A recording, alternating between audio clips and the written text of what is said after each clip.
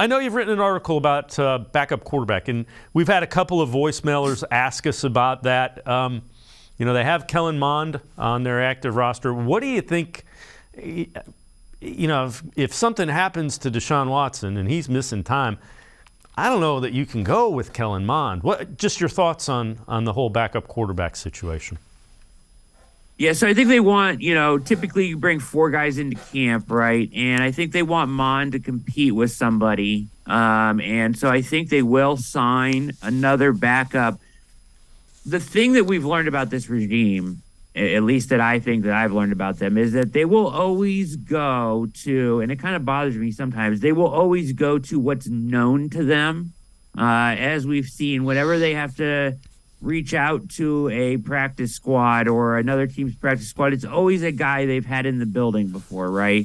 Well, we know they know Josh Dobbs, and they had Nick Mullins here, right? So my first guy would be Nick Mullins because I think he's a good player. He's a good backup. Now, will he get out of Minnesota? That's a good question. I know they like him there. They're probably going to try to re-sign him there as Kirk Cousins' backup. But I think Mullins makes a lot of sense.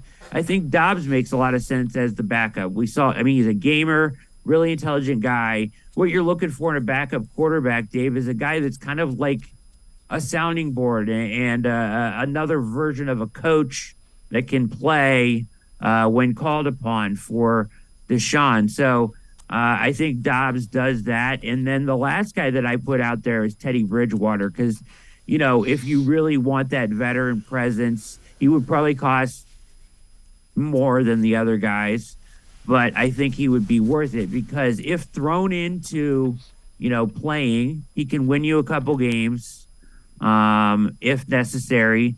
And he is a guy that has seen it all, right? He's seen it all and he can help Deshaun. So those were my 3 guys. The first 2 because they're familiar and I like them to compete with Mond. And probably I would pick both of those to beat out Mond. Same with Bridgewater, too. And then I'm sure as far as camp goes, David, they'll throw like a UDFA arm in there as well.